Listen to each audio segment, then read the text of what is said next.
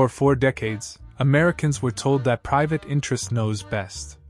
Government should stay out of the way, markets should decide where money goes, and officials should never pick winners and losers.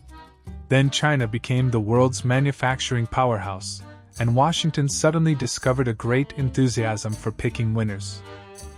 This does not mean America is becoming socialist. Nobody at the Pentagon has discovered Marx under his pillow.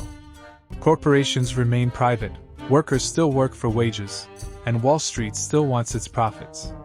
But America's struggle to keep up with China has forced a change. Washington increasingly decides which industries the country needs, then uses subsidies, loans, tariffs, contracts, export controls, and even public ownership to build and protect them.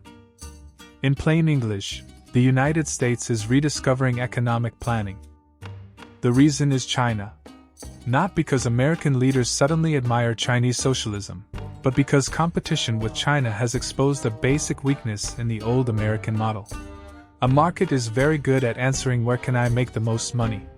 It is much less reliable at figuring out what will the country need 20 years from now. If a company can make something for $8 in China or $12 in Ohio, it usually chooses China. It does not ask which choice will strengthen America's industrial base in 2040. That would be patriotic, but shareholders prefer profits. Then every company makes the same choice. Factories close, suppliers vanish, skills are lost, and machinery is scrapped.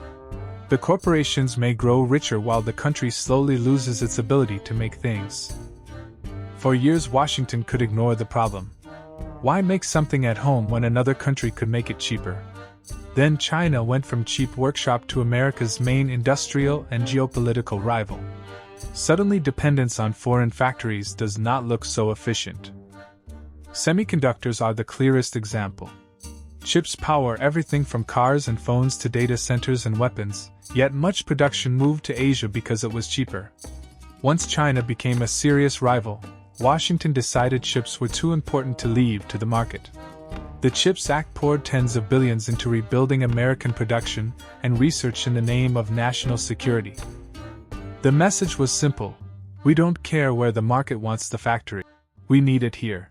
That is Washington admitting that strategic planning can do what markets will not. Jake Sullivan made the shift explicit in 2023. He argued that markets had moved critical industries overseas and called for government investment to steer private capital toward industries Washington considers strategically important. This is worth appreciating. Karl Marx did not say this at a meeting in London. The National Security Advisor of the United States said it at the Brookings Institution. And Washington has gone considerably further than speeches. In 2025, the federal government acquired about 9.9% of Intel. The American state was no longer merely regulating or subsidizing one of America's most important semiconductor companies. It had become a major shareholder. Washington is now using subsidies, loans, tariffs, guarantees, and even ownership stakes to build industries it considers essential for competition with China. Unlike the 2008 bailouts, the goal is increasingly strategic, not simply preventing collapse. Rare earths show why. China spent decades building mining, refining, and magnet production. American companies found it cheaper to buy from global markets. For each capitalist, that made perfect sense. Strategically, though, it left America dependent on its main rival. Washington now sees that dependence as a security threat. So the Pentagon is financing mines, processing plants, and magnet factories, including a $150 million loan to MP Materials in 2025 to help build a domestic mine-to-magnet supply chain. The market had decades to build this system and didn't, because imports were cheaper. Now the state has decided America needs it anyway. In other words, market price is no longer allowed to have the final word. China never accepted the neoliberal idea that private investors should determine the country's industrial future. China has an entire network of banks, universities, research institutes, local governments, state enterprises, and private firms that it can direct toward a specific goal. The world's largest manufacturing power did not emerge from an economy in which the state politely stood aside and hoped investors would eventually build the right things. It emerged from a system in which public authority deliberately cultivated productive capacity. American officials usually describe Chinese industrial policy in negative terms. They complained about subsidies, state support, directed credit, protection, and market distortions. The great irony is that competition with China is reviving the very idea Washington spent decades ridiculing.